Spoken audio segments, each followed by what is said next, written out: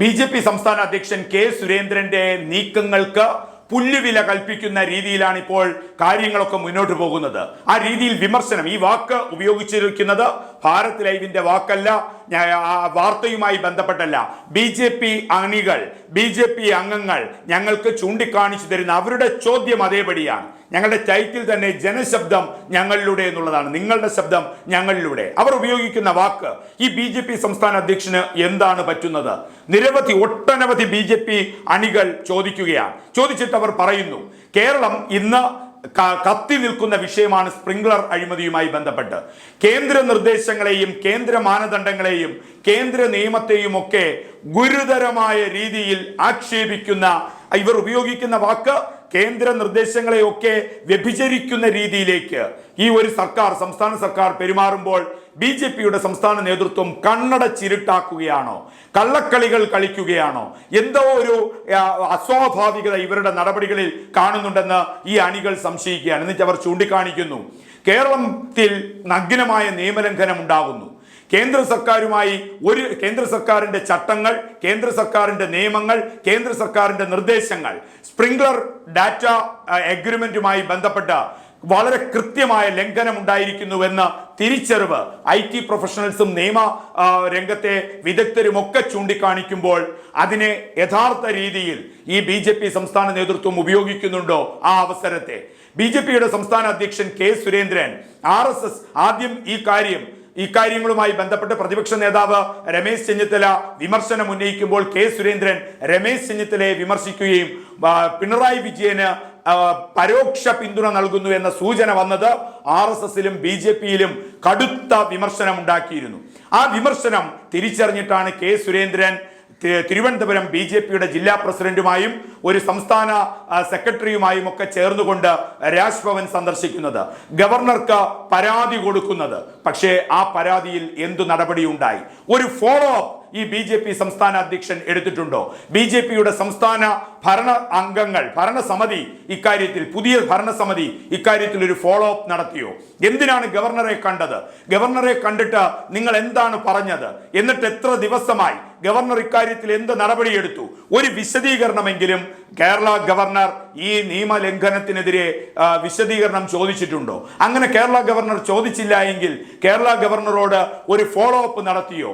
രാജ്ഭവനോട് follow up നടത്തിയോ? ഗവർണറെ നിങ്ങൾ കണ്ടിട്ടും നിങ്ങൾ അർഹിക്കപ്പെടുന്ന രീതിയിലാണോ ഗവർണറുടെ പ്രതികരണം നിങ്ങളുടെ പരാതിയിൽ ഉണ്ടായത്? അങ്ങനെ ഉണ്ടായിട്ടുണ്ട് എങ്കിൽ അതിനെ തുറന്നു പറയുക. ഇല്ല എങ്കിൽ എന്താണ് ഗവർണർ അത്തരം നിലപാട് സ്വീകരിക്കുന്നതിന്റെ കാരണം? അണികളെ ബോധ്യപ്പെടുത്തണം. അണികൾ ഈ രീതിയിൽ പറയുകയാണ്. അവർ പറയുന്നു, ബി.ജെ.പിയുടെ സംസ്ഥാന അധ്യക്ഷനാണ് കെ സുരേന്ദ്രൻ.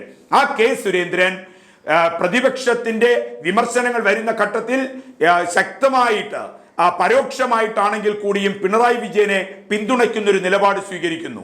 അണികൾക്കിടയിൽ, നേതാക്കൾക്കിടയിൽ, കേന്ദ്ര നേതാക്കൾക്കിടയിൽ ശക്തമായ വിമർശനം വരുന്നു.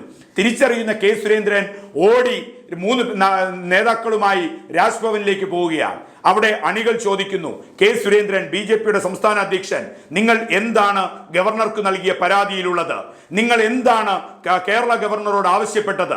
എന്തു നടപടി കേരള ഗവർണർ സ്വീകരിക്കണമെന്ന് നിങ്ങൾക്ക് ഗവർണറുടെ മുന്നിൽ ഒരു നിർദ്ദേശം വെച്ചിരുന്നോ? കേരള ഗവർണർക്ക് മുന്നിൽ നിങ്ങൾ ഒരു സജഷൻ വെച്ചിരുന്നോ? സ്പ്രിംഗ്ലർ ഡാറ്റ അഴിമതിയുമായി ബന്ധപ്പെട്ട് ഗവർണർ എന്തു നടപടി സ്വീകരിക്കണം എന്ന നിലപാട് നിങ്ങൾക്കുണ്ടോ? ഉണ്ടെങ്കിൽ അതെന്താണ്? അത് പരസ്യപ്പെടുത്തുക. ഗവർണർക്ക് നൽകിയ പരാതിയുടെ വിശദാംശങ്ങൾ പറയുക.